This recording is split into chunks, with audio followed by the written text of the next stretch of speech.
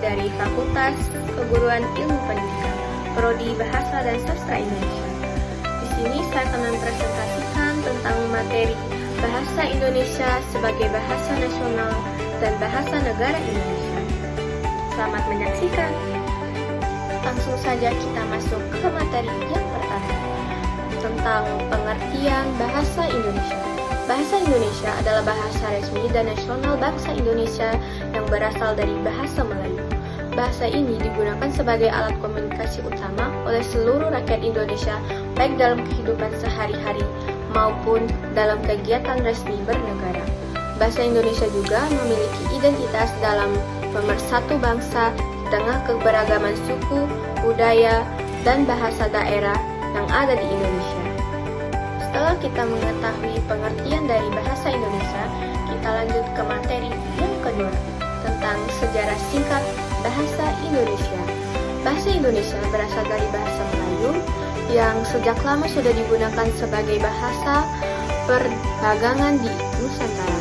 Bahasa ini kemudian diangkat menjadi bahasa persatuan pada Sumpah Pemuda pada tanggal 28 Oktober 1928 dengan ikrar kami menjunjung bahasa persatuan bahasa Indonesia. Lanjut ke materi yang ketiga, kedudukan bahasa Indonesia. Yang pertama, kedudukan bahasa Indonesia sebagai bahasa nasional ditetapkan sejak Sumpah Pemuda pada tahun 1928. Fungsinya, lambang kebanggaan nasional, alat pemersatu antar suku dan daerah, alat perhubungan antar budaya, sarana pengembangan kebudayaan nasional. Yang kedua, sebagai bahasa negara ditetapkan dalam Undang-Undang Dasar 1945 pada pasal 36. Fungsinya, bahasa resmi kenegaraan, bahasa pengantar di lembaga pendidikan, bahasa resmi dalam dokumen dan surat menyurat, bahasa pengembang ilmu pengetahuan dan teknologi. Yang keempat, fungsi bahasa Indonesia.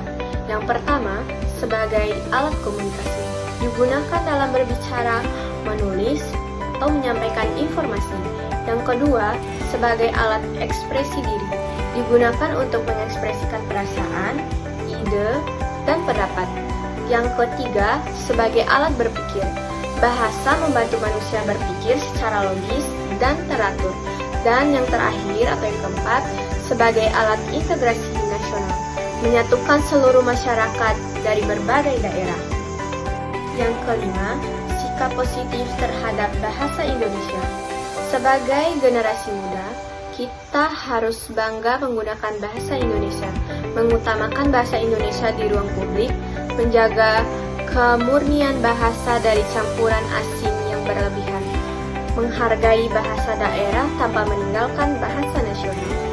Setelah saya menyampaikan beberapa materi yang telah saya jelaskan sebelumnya tadi, apakah ada pertanyaan? Baik, kesimpulan dari materi yang saya jelaskan tadi, bahasa Indonesia adalah bahasa pemersatu dan jati diri bangsa. Menjaga dan menggunakan bahasa Indonesia dengan baik dan benar berarti turut menjaga persatuan, kebudayaan, dan kehormatan bangsa Indonesia. Sekian presentasi dari saya, lebih dan kurangnya saya mohon maaf. Wabillahi taufiq wal hidayah. Wassalamualaikum warahmatullahi wabarakatuh. Bye-bye.